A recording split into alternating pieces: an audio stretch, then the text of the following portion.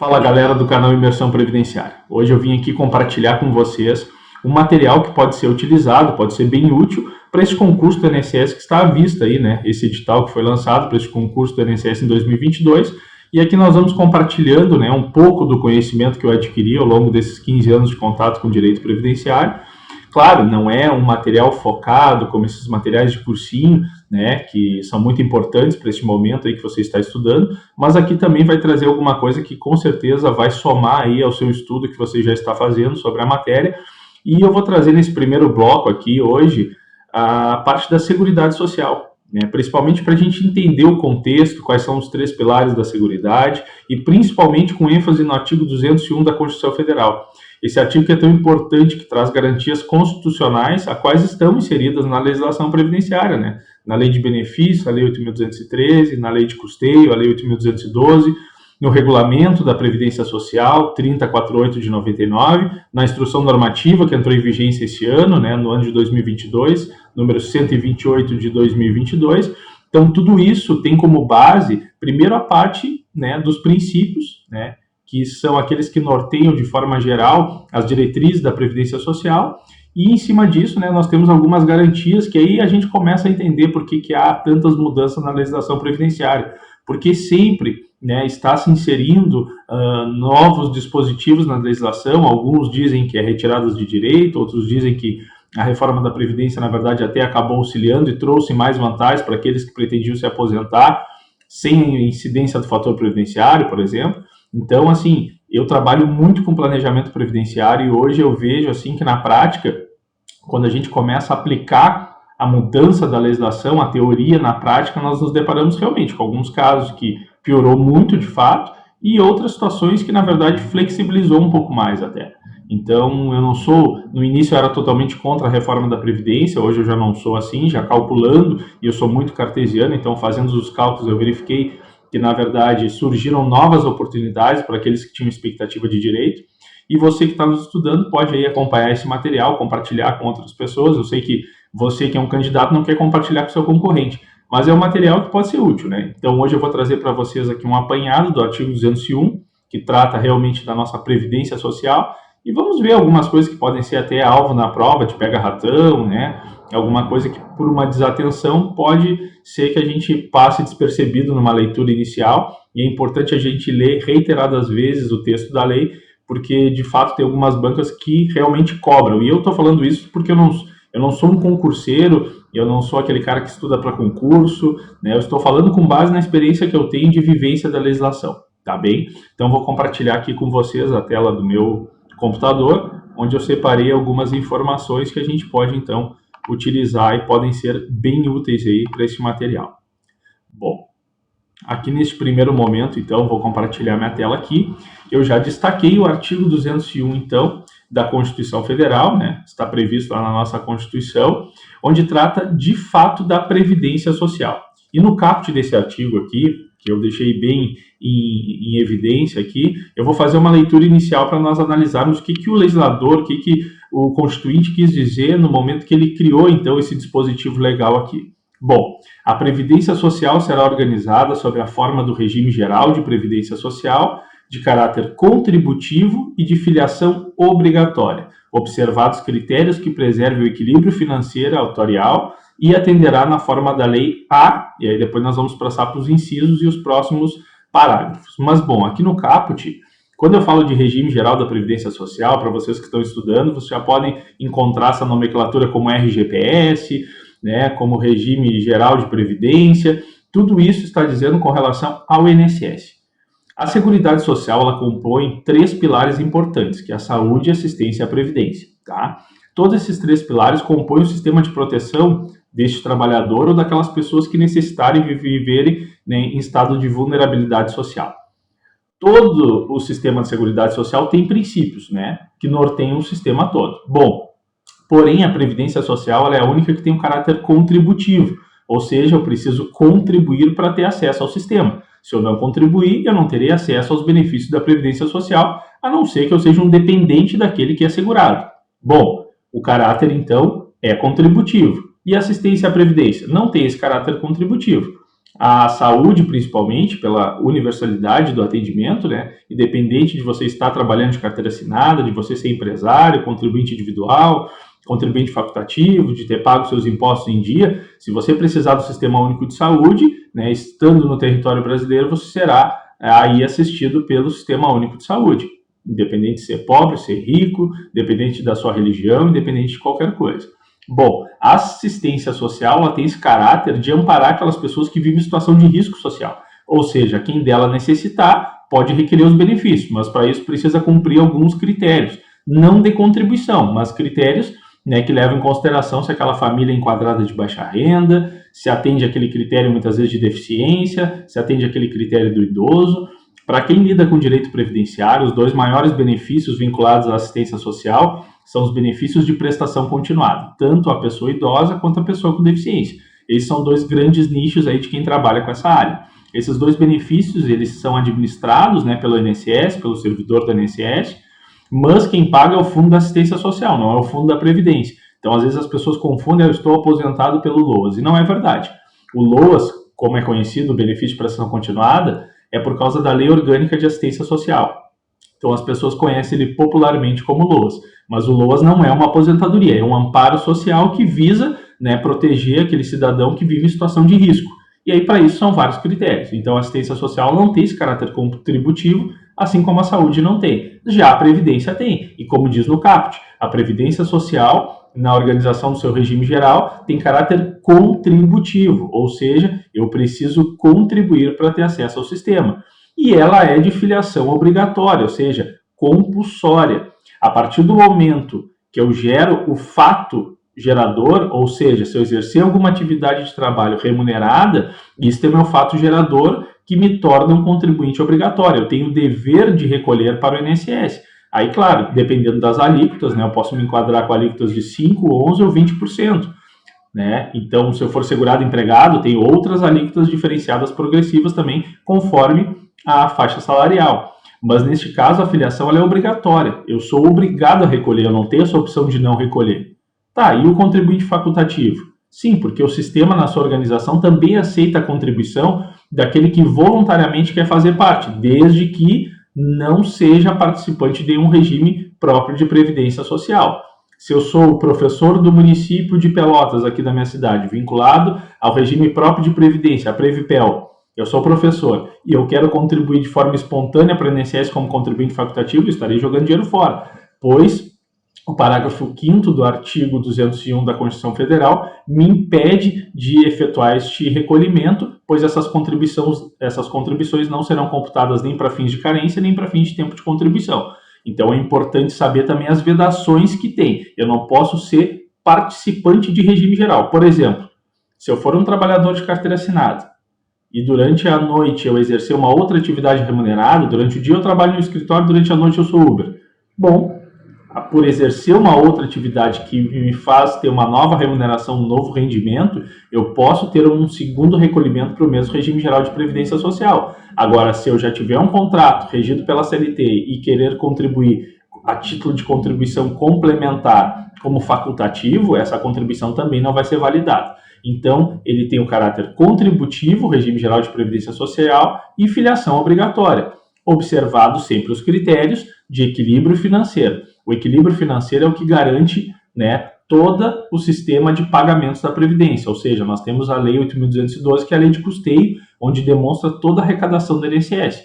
E essa arrecadação, ela é intergeracional, ou seja, todo o valor que eu estou contribuindo hoje para a Previdência Social, na contribuição de contribuinte individual, eu não estarei contribuindo para o meu cofrinho, para no futuro eu ir ali retirar tudo aquilo que eu contribuí.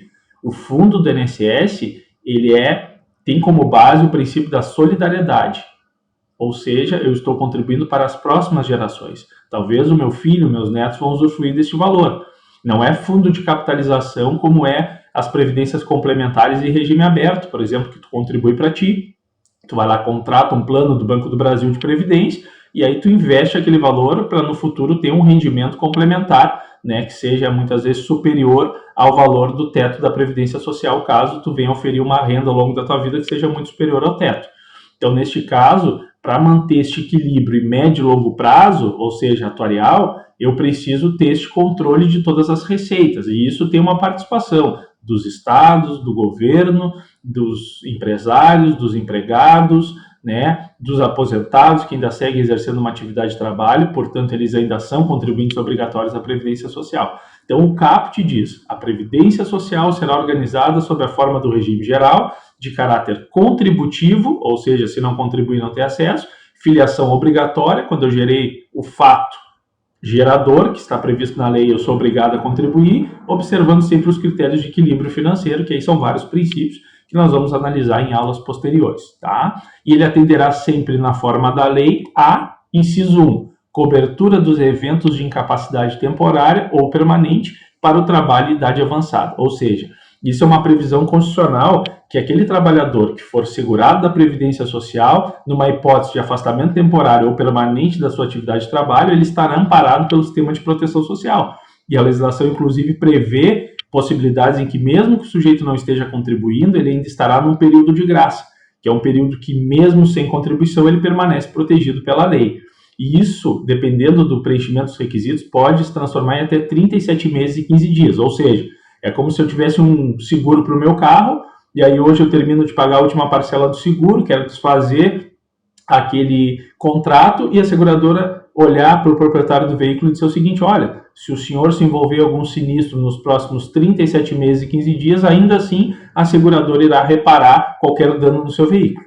Isso não existe, né? E na Previdência Social existe essa possibilidade. E depois nós vamos ver com calma também quais são as possibilidades de prorrogação desse período de graça, que a legislação traz isso na Lei 8.213. Então, nessa hipótese, né, de incapacidade temporária, que é o antigo auxílio-doença, ou incapacidade permanente, que é a antiga aposentadoria por invalidez, eu tenho a possibilidade de substituir aquela minha remuneração por este benefício que vai me amparar até que eu consiga recuperar minha capacidade de trabalho e voltar de novo para o sistema e voltar de novo a contribuir. E também por uma idade avançada, né, a partir das aposentadorias até programadas. Uma aposentadoria por idade programada, eu posso, então, naquele momento que eu cumprir todos os requisitos de tempo e o requisito etário da idade, o INSS está prevendo para mim um aporte financeiro mensal, que eu irei receber com base nessa minha expectativa de sobrevida.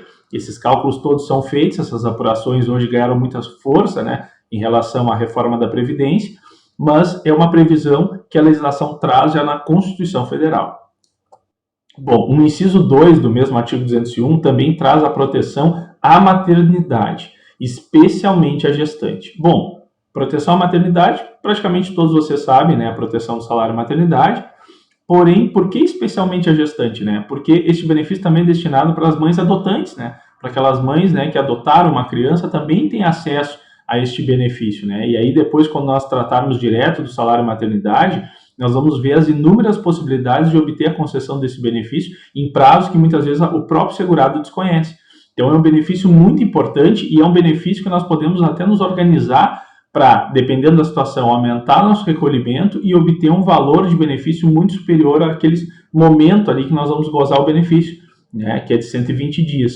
Então é muito importante a proteção à maternidade e até mesmo antes, né, do parto da criança, porque muitas vezes tem algumas gestantes que têm gravidez de risco e neste meio tempo elas podem gozar benefício por incapacidade e depois, eventualmente, no nascimento da criança, elas acabam então substituindo esse benefício pelo salário maternidade. Então a proteção à maternidade, especialmente à gestante, é uma previsão constitucional no inciso 2 do artigo 201.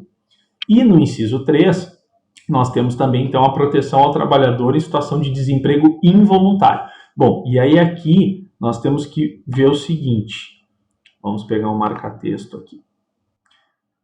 Esta palavrinha involuntário, nós temos que estar atento, porque isso aqui pode ser até uma questão de prova, né? Daqui a pouco o texto lá da redação diz, bom, proteção ao trabalhador em situação de desemprego voluntário. Não, é nas situações de desemprego involuntário, ele não está esperando ser demitido, o empregador simplesmente vai lá e rompe o contrato de trabalho. Neste momento ele tem uma proteção constitucional, ele ainda ficará protegido, né, por um determinado período, e mesmo se ele gozar as parcelas do seguro-desemprego, esse período ainda vai se estender, como eu estava falando do período de graça. Este trabalhador que não esperava, que não contava com aquele rompimento do contrato, né, que a princípio ele poderia estar de uma certa forma estabilizado há uns 10, 15 anos, né, mesmo que na iniciativa privada, e ele venha a ter aquele rompimento de contrato, ele pode sim ficar protegido por um determinado tempo ainda pela Previdência Social, né? Agora, exceto o contrário, ele pediu demissão, aí complica a situação, porque ele pode até ter um período de graça, mas por esse momento ele não vai ganhar a prorrogação. Então, isso é importante, pode ser uma questão. Proteção ao trabalhador em situação de desemprego involuntário, sempre quando ele não espera ser demitido, não é por vontade do empregado que isso ocorre. Tá? Isso é o inciso 3. E o inciso 4 também traz uma proteção de salário família, auxílio e reclusão para os dependentes dos segurados de baixa renda. Ou seja, aqueles segurados de baixa renda que gozam benefícios, né, que são segurados da Previdência Social, que se enquadram no critério de baixa renda, eles também asseguram o seu grupo familiar. Numa hipótese de um recolhimento ao sistema prisional, desde que ele seja assegurado, seus dependentes ficarão percebendo aquele benefício, desde que determinado o cumprimento da carência, né, do tempo mínimo de contribuições que ele precisa ter, ou seja, carência é o número mínimo de contribuições indispensáveis para a concessão de determinado benefício. Então, neste caso, cumprindo isso, os segurados, os dependentes daqueles segurados da Previdência Social, homens ou mulheres, terão direito, então, a essa proteção também. Então, isso também é uma garantia constitucional aí no inciso 4 do artigo 201. E o inciso 5 traz ainda a pensão por morte do segurado, homem ou mulher, ao cônjuge ou companheiro e seus dependentes, observado o disposto no parágrafo 2º. Ou seja, a pensão por morte, por que ela traz na redação aqui para homem ou mulher? Porque, por incrível que pareça, até 1991, a mulher não deixava pensão para o homem, só o homem deixava pensão para a mulher. E desde a instituição da lei de benefício, nós temos então essa previsão de que a mulher segurada, instituidora, também pode, né, deixar o benefício para o marido, na hipótese dela ser segurada. Então, a pensão por morte ela é destinada tanto para o companheiro ou companheira, ou para o cônjuge, e para os seus dependentes, que são classificados em 3 classes hoje, que nós vamos trabalhar também. E essas classes elas são excludentes entre elas, ou seja, os dependentes da primeira classe não concorrem com o da segunda classe, nem o da segunda classe concorre com o da terceira. No momento em que não se encontra nenhum dependente na primeira classe, nós passamos para a segunda. Não se encontra nenhum dependente na segunda, nós passamos para a terceira, de forma excludente. Então, esses dependentes, todos com previsão na Lei 8.213, têm direito ao benefício daquele que veio ao óbito e era assegurado da Previdência Social, e mesmo não estando contribuindo, porque ele pode estar naquele período de graça.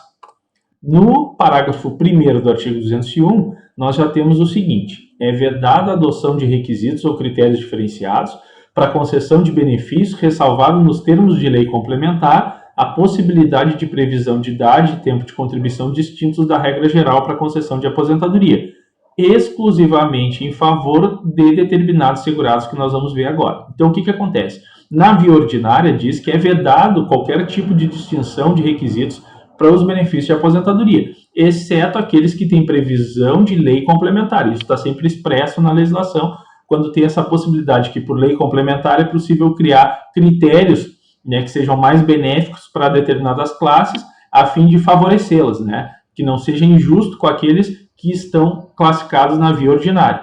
Então, nesse ponto aqui, por exemplo, uma das classes que pode ser favorecida e é favorecida porque isso já foi instituído por lei complementar, são as pessoas com deficiência. Ou seja, o inciso 1 do parágrafo 1º diz que as pessoas com deficiência, previamente submetidas à avaliação biopsicossocial, realizada por equipe multiprofissional e interdisciplinar, terão direito a um benefício com outros requisitos. Por exemplo, uma pessoa que trabalha com grau de deficiência leve, ela tem visão monocular, mas exerce uma atividade de trabalho, ela não está incapacitada de trabalhar, porém ela tem uma limitação com relação à visão. Ela não tem a mesma noção de profundidade, ela tem mais cansaço nos olhos por ficar um determinado tempo a mais na frente do computador, por exemplo. Então ela tem uma capacidade um pouquinho mais reduzida, não que ela não possa trabalhar. Por conta disso, por meio de lei complementar, se criou um benefício que ela vai trabalhar menos que um outro trabalhador que não tem visão monocular. Ou seja, uma pessoa de grau leve vai trabalhar, homem, 33 anos de contribuição ao invés de 35, que é um trabalhador normal. E a mulher, 28 anos de contribuição ao invés, né, de 30 anos de contribuição. Para os homens, então, que tem um grau moderado, 29 anos de contribuição ao invés de 35. Então, isso tudo são fatores multiplicadores, que é um coeficiente, que que tu vai multiplicar por todo aquele período que o sujeito exerceu aquela atividade exposta àquele grau de deficiência, leve, moderado ou grave, e isso vai ter, consequentemente, uma redução, né, tanto na idade, nas aposentadorias por idade da pessoa com deficiência, e na aposentadoria por tempo de contribuição da pessoa com deficiência também. Então, nós temos o benefício na via ordinária, que é a aposentadoria por tempo de contribuição, e a aposentadoria por meio de lei complementar da pessoa com deficiência. E a outra classe seriam daqueles trabalhadores que exercem alguma atividade exposto a algum agente químico, físico ou biológico, que nós chamamos esses 3 agentes aqui como agentes nocivos à saúde do trabalhador. Ou seja, esses 3 agentes nocivos aqui podem resultar numa diminuição do tempo de trabalho a cumprir, porque se tu está exposto a um desses fatores de risco, a longo prazo tu terá, né, alguma lesão, né, será prejudicado na sua saúde, na integridade física daquele trabalhador. Por exemplo, o sujeito que é um torneiro mecânico, trabalha lá 25 anos na frente de um torno exposto a determinado ruído, vibração, que é um agente nocivo físico que ultrapassa 90 decibéis, ali a intensidade do ruído, esse sujeito, ele, a longo prazo, mesmo usando todos os EPIs necessários, ele terá uma redução, né, da sua audição, e por conta disso, este período todo vai ser multiplicado por 1,4, e ele vai trabalhar 25 anos vezes 1,4, dá 35 anos de contribuição. O Tiago, que trabalha todos os dias na frente do computador, que não está exposto a esse ruído, ele provavelmente vai ter que contribuir 35 anos e não somente 25. Então, tem esses requisitos, né, que acabam dando um benefício para aquelas pessoas que exercem uma atividade cujo risco à sua vida é muito maior. Risco de morte, né, que também é grau gravíssimo, né, que aí reduz. As aposentadorias especiais podem ser de 15, 20 ou 25 anos de tempo trabalhado, tanto para homens quanto para as mulheres, né? Só que o fator multiplicador dos homens é 1,4 e das mulheres 1,2.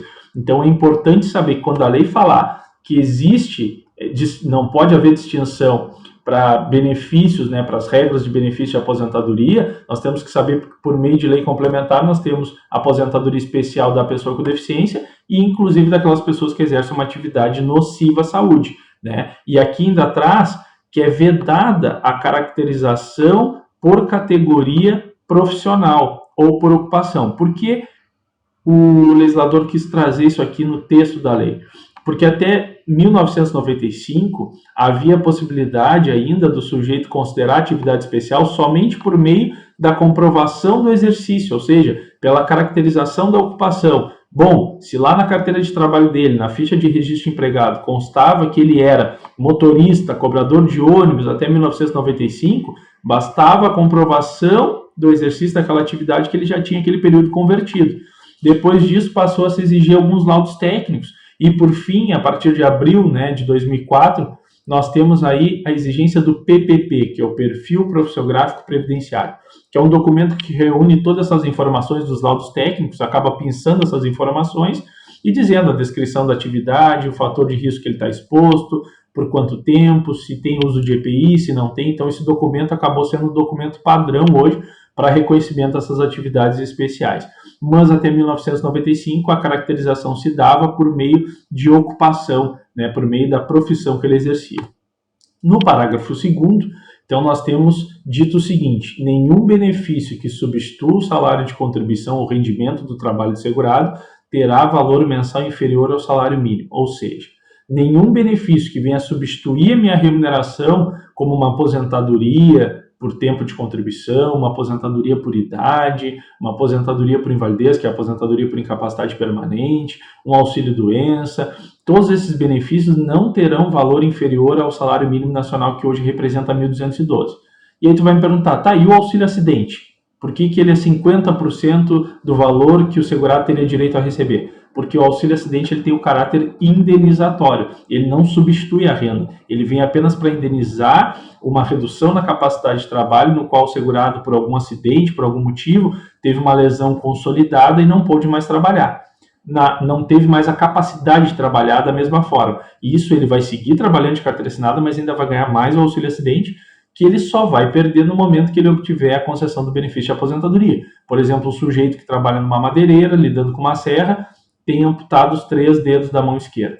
Isso, depois de fazer todo o procedimento, que ele ficou afastado do auxílio-doença, no dia seguinte à cessação do auxílio-doença ele passou a gozar o auxílio-acidente porque ficou consolidado que ele não tem mais a força naquela mão, que ele não tem mais o poder de pinça, e isso tudo criou uma redução, não quer dizer que ele não possa trabalhar, mas ele não consegue trabalhar da mesma forma que ele exercia atividade antes do acidente, antes da lesão consolidada. No parágrafo 3º do mesmo artigo 201, nós temos todos os salários de contribuição que são considerados para o cálculo de benefício, eles serão devidamente atualizados na forma da lei, ou seja, quando é feito o cálculo da renda mensal inicial do benefício, se utiliza todos os salários que estão incluídos no período básico de cálculo, que, via de regra, é de julho de 94 até a data da entrada do requerimento. Então, vamos supor um segurado começou a contribuir em 1980 e veio requerer o benefício em 2019. Então, foram utilizados todos os salários de contribuição de julho de 94 até a data do mês anterior, né, a 2019, ali é o mês que ele fez o protocolo do requerimento. Por quê? Porque é a partir do plano real que são levados em consideração todos os salários de contribuição. As contribuições anteriores são computadas por tempo de contribuição, mas não em consideração da renda.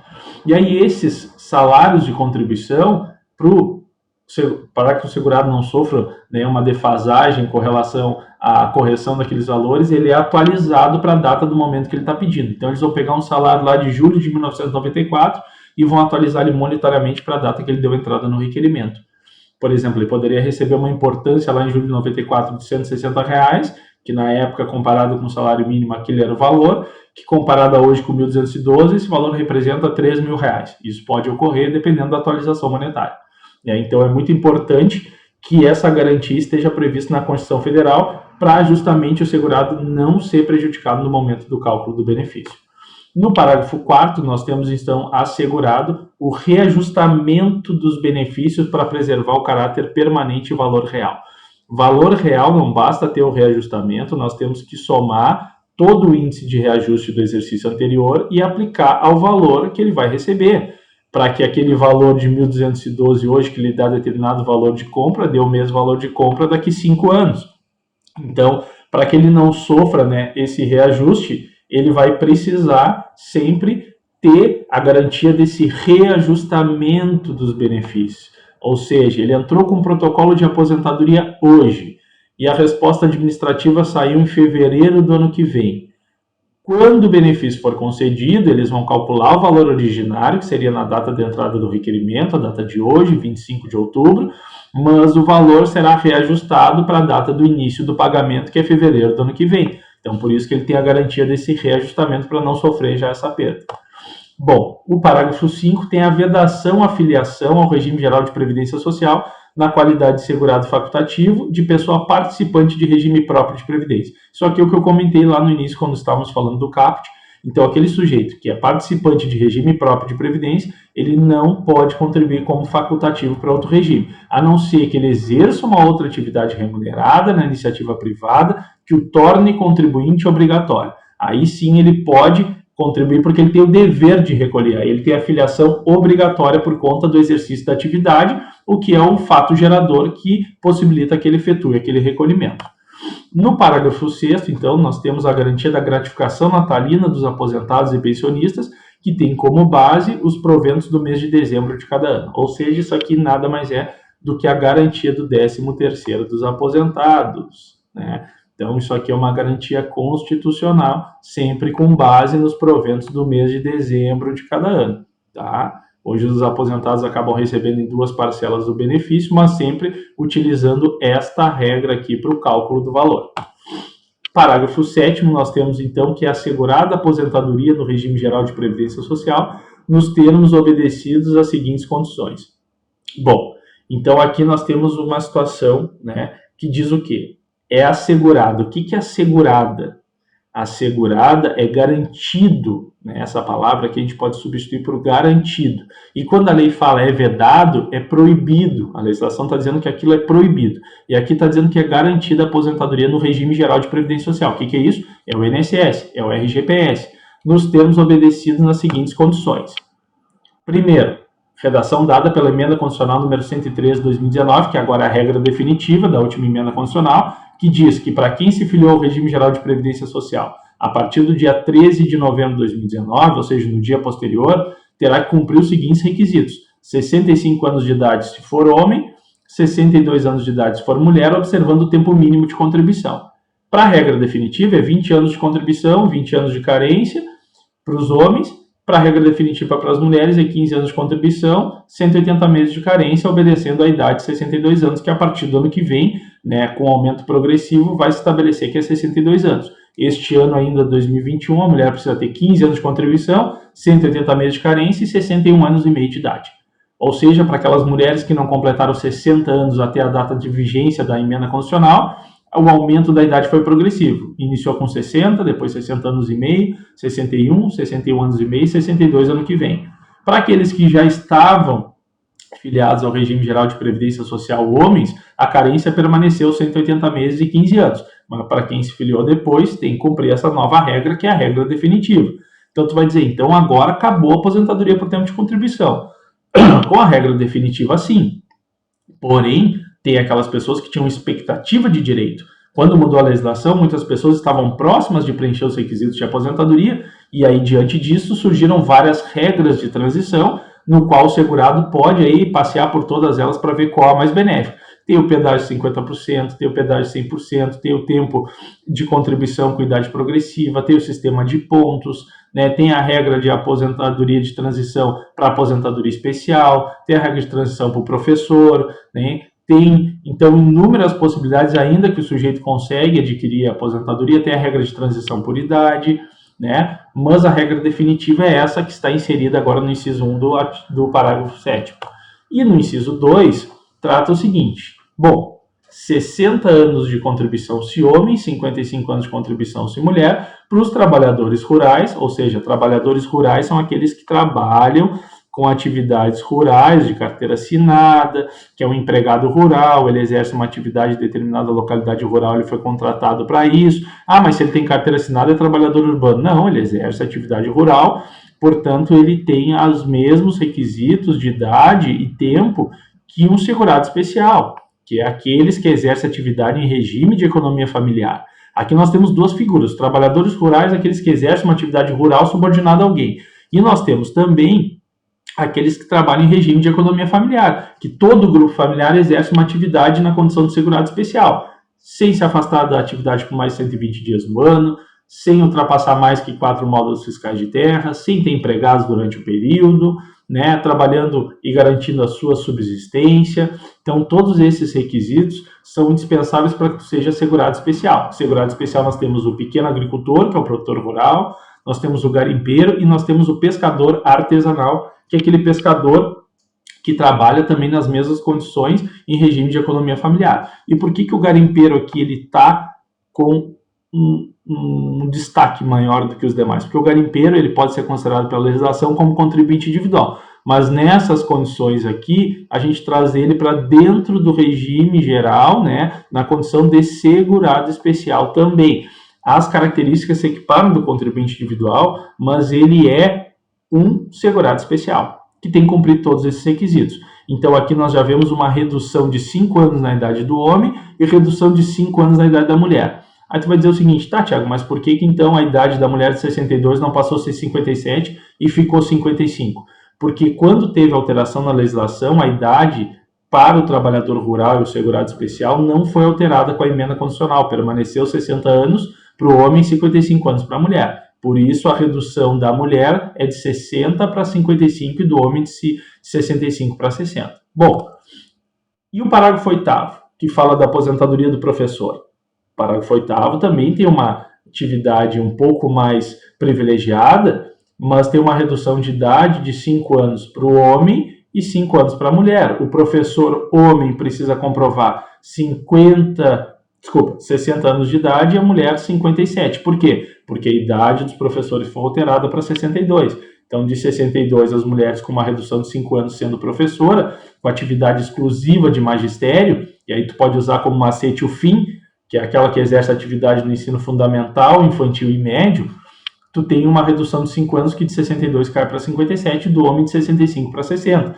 E essas atividades exclusivas de magistério acabam englobando as atividades de coordenadoria, pedagógica, de diretor, desde que não estejam extrapolando o ensino médio, que não seja do ensino superior, você vai ter essa garantia dessa regra especial aos professores.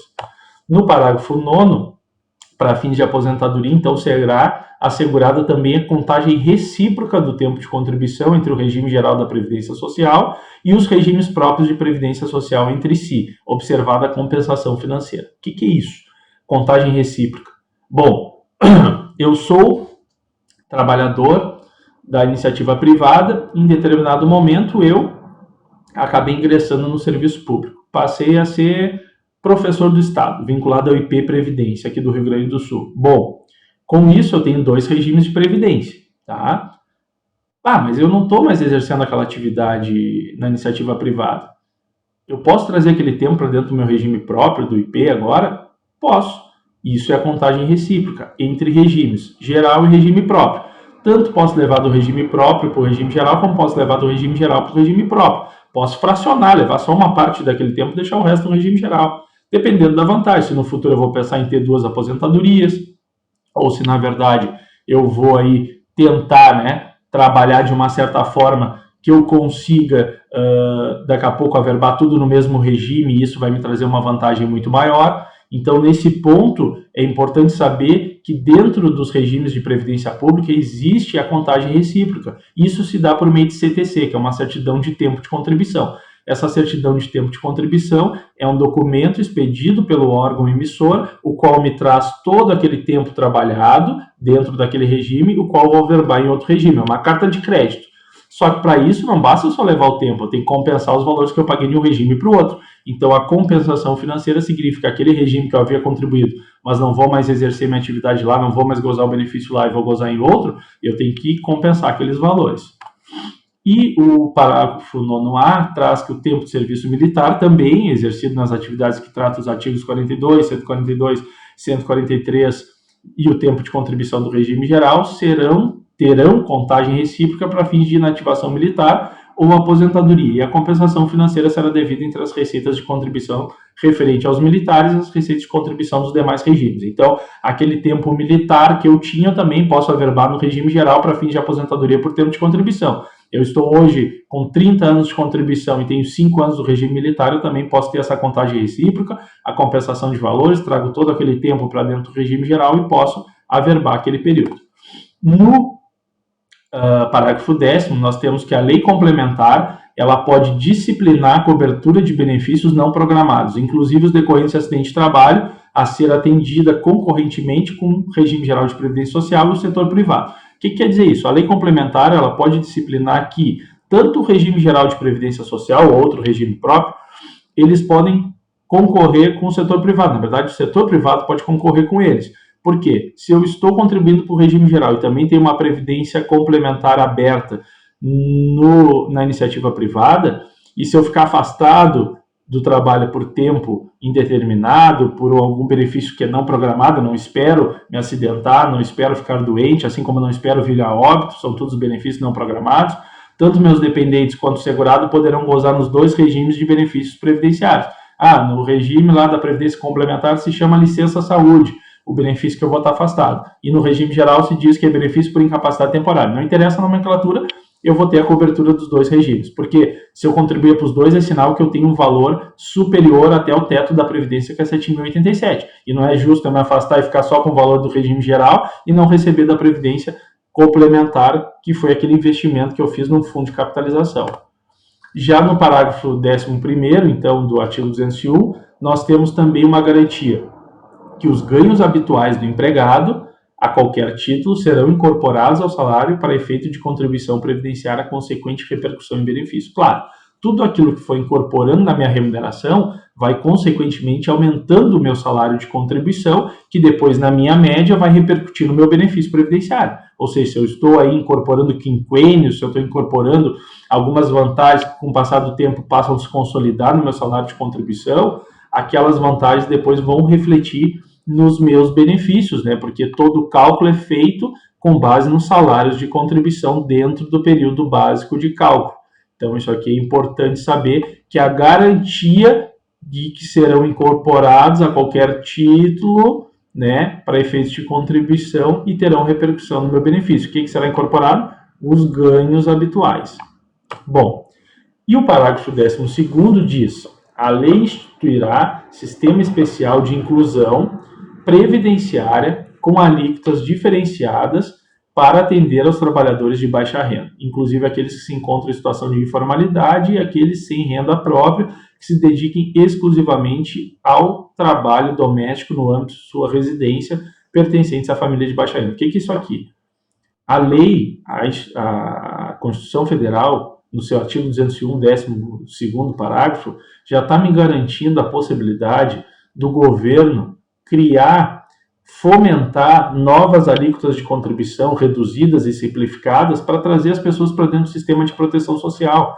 Ou seja, muitas vezes para aquela pessoa que exerce uma atividade lá em determinado bairro, ela é manicure, e ela ali ganha R$200 por semana, né, trabalhando como manicure. Fica pesado para ela pagar uma alíquota de 20% ou 11% para a Previdência Social. E aí, por um lado, ela está arrecadando, está sonegando aquela contribuição previdenciária, que ela teria filiação obrigatória para exercer uma atividade remunerada, mas, ao mesmo tempo, também ela não está sendo protegida.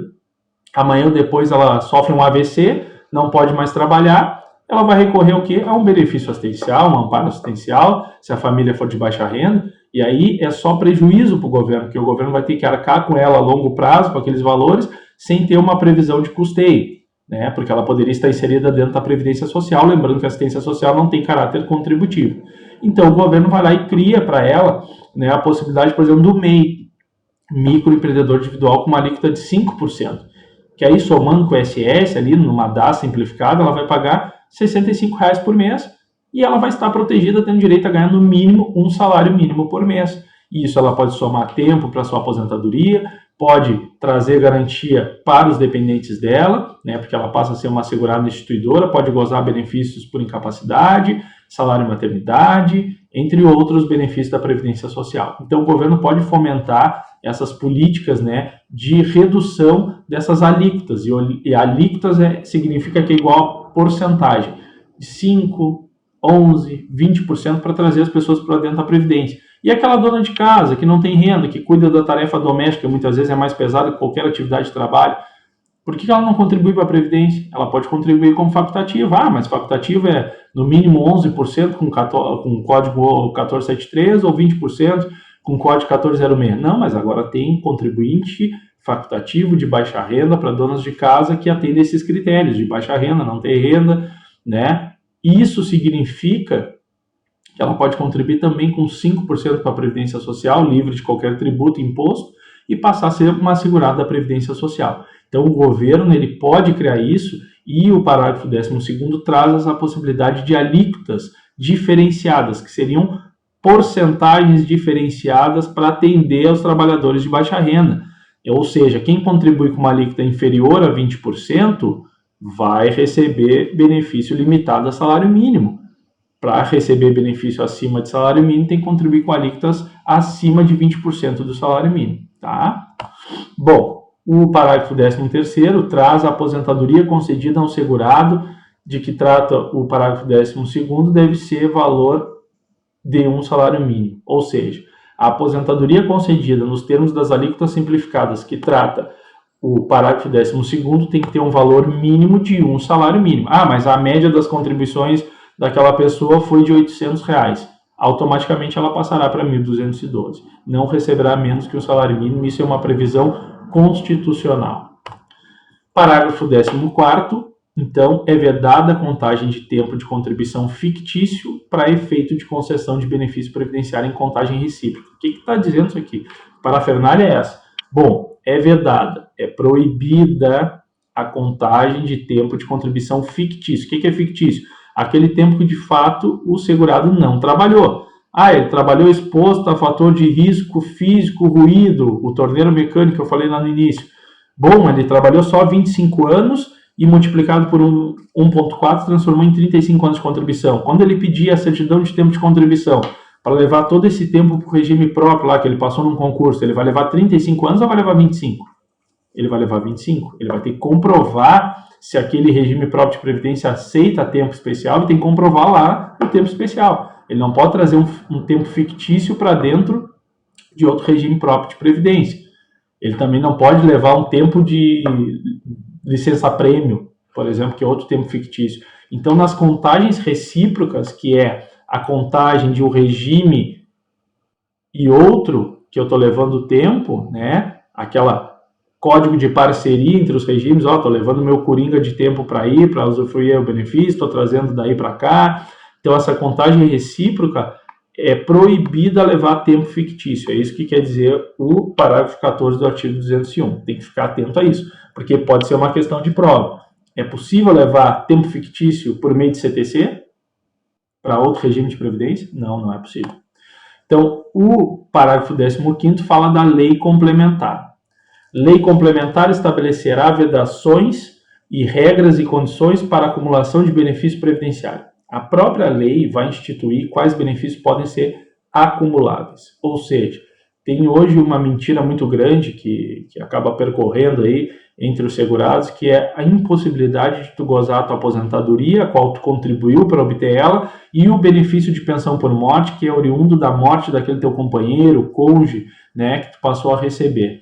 Isso não é verdade. O que tu tem é uma limitação com relação às rendas. Eu não posso ter uma aposentadoria no teto da Previdência e uma pensão no teto da Previdência. A partir do momento que o meu benefício de maior valor atingir um determinado X, o outro benefício vai sofrendo uma redução, mas não que eu não possa receber. A minha aposentadoria é de um salário mínimo e a pensão que eu vou ficar recebendo pelo óbito da minha esposa é de R$5.000. Eu vou poder gozar os dois benefícios, um de 1.212 e outro de 5.000, não tem problema nenhum, não vai ter limitação. E tem outros benefícios que também não podem ser acumulados. Eu não posso estar recebendo aposentadoria por idade, aí seguir contribuindo para a Previdência, necessitei me afastar do trabalho e vou lá e vou pedir um auxílio-doença. Vou ficar com aposentadoria por idade e auxílio-doença. Não posso. São benefícios que a legislação, né, a lei complementar já estabelece na legislação previdenciária que não podem ser acumulados.